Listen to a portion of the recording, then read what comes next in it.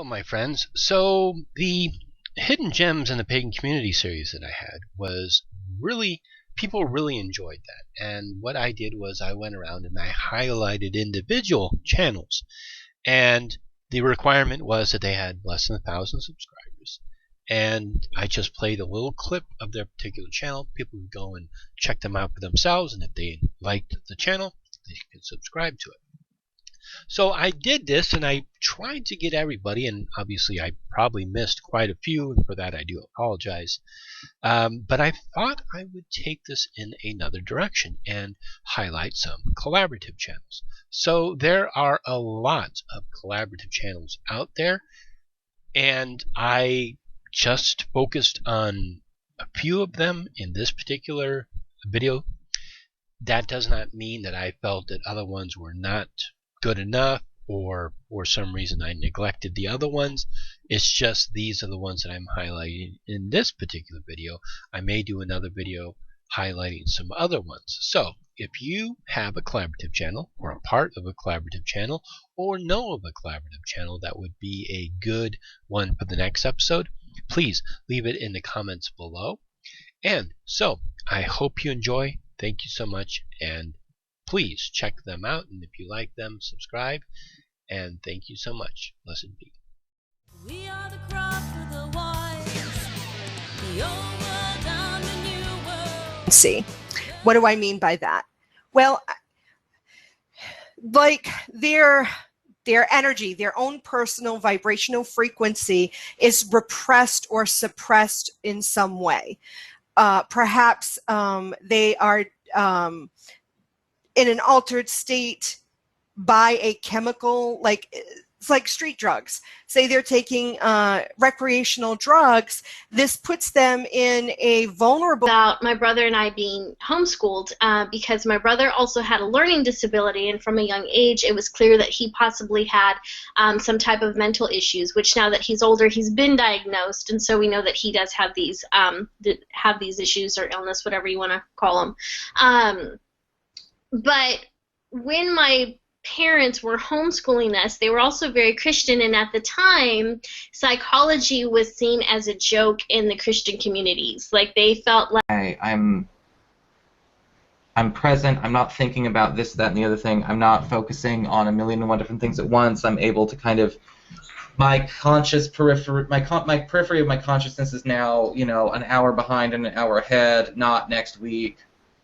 You know, not what is this person doing, is this paper getting processed on time, all this kind of stuff. So we do have actually a question, and I realize we've kind of gone away from Faye into Cornunos and Herney and Hannah. Well, he does. He is chronic people pleaser, and then every once in a while something triggers you, and you like lose your cool, and you are doing the head bob, and you're like just totally humiliating yourself in the moment by acting like a raving bitch, and then you're like, never again, I'll never do that again. Why did I do that again? You learn how to integrate the bitch into your love that as a quality that has power, so that, let's say someone We are the craft of the wise, the old world and the new world. It traps them. It's sticky.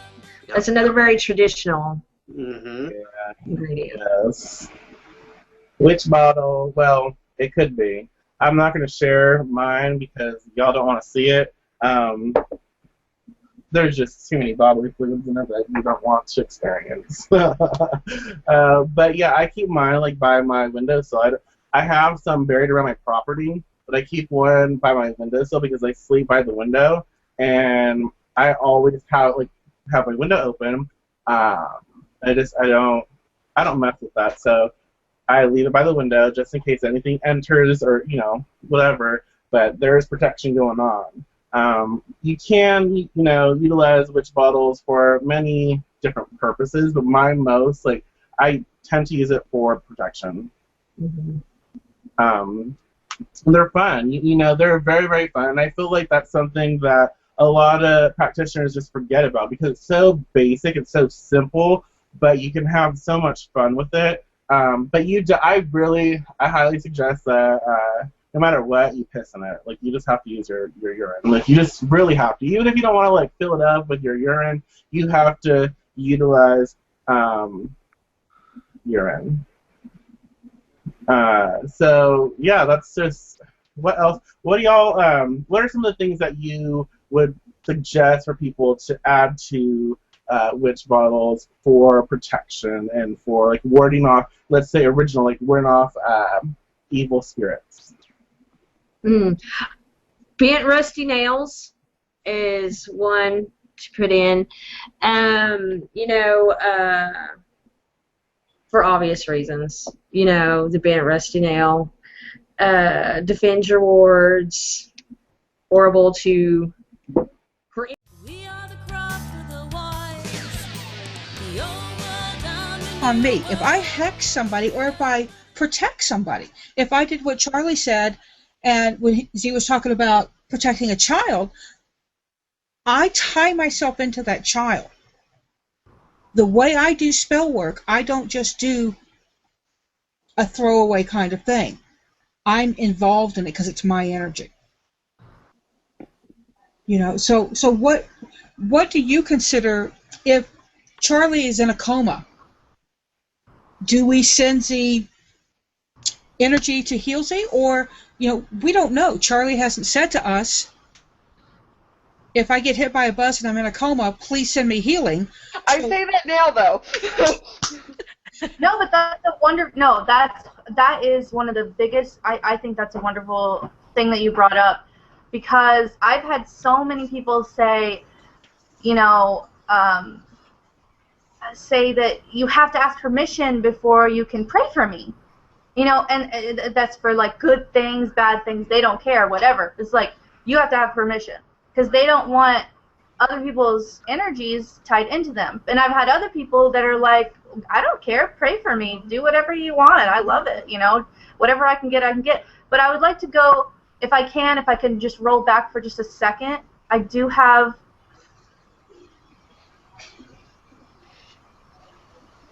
She froze up. Yeah. You may never know what she has. Yes, exactly. There she is. The coma? Are you talking about the coma one? Yeah. But no, so I once literally witnessed my own mother straight up, like, darkest curse someone. Like, just... Across 1,000 nations, 40,000 years, teachers and the healers, we are the crop of the wise, the old world and the new world. It's pretty. Thanks. It gets hot though. I turned my air off and I'm like, oh. Fucking heavy, man. Okay, Nathan Bixby asks, what are you smoking? Nathan, the answer is everything. I was wondering the same thing. Yeah, Kendra, what are you smoking? That's just a vapor cigarette. Sorry. It's an electronic cigarette. It just has nicotine in it. It helped me quit smoking. I've been using this now for about, I don't know, a year. Julie Monrose, I'm getting these up here, so I don't know, but she says, hi ladies, happy Samhain Eve. So it's very simple. It's equal amounts of each. So I'd be taking my, and you can use, as many scoops as you want. I believe I probably used 2 scoops of each, and it gave me like about that much, which is good. So 2 scoops of my sea salt. She sits on a little box that I had painted purple quite some time ago. Move that and you can see, well, it was easier to see with the light, but she sits up there. This little cat candle holder I actually got, I want to say last year, at a secondhand store. And when I got it, it just had that Egyptian cat feel to it. Just the... Across 1,000 nations, 40,000 years, teachers and the healers. We are the craft of the wise. The old world and the new. Hey everybody, welcome to another episode of Witches of the Moon. Oh my gosh, I totally spaced out.